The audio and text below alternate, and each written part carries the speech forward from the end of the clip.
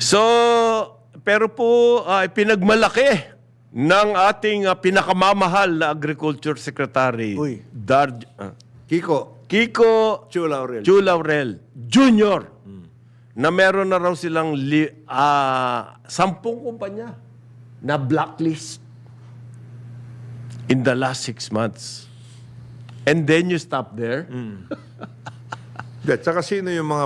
Okay, palakpakan tayo. Nakasampu kayong kumpanya na na-blacklist.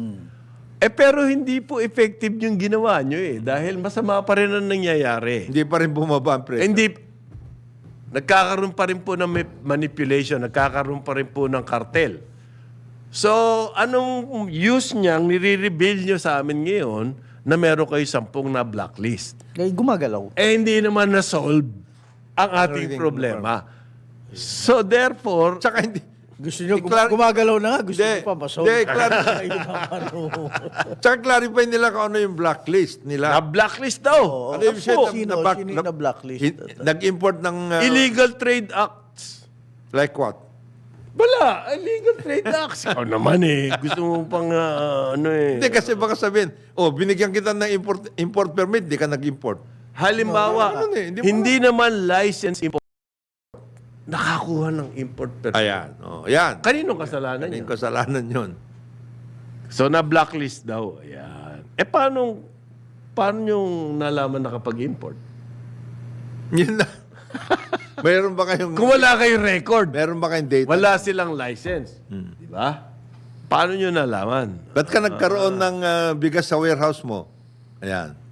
Ganon. Baka ganon. Hindi natin alam They have to explain that Ano yung blacklist na yun?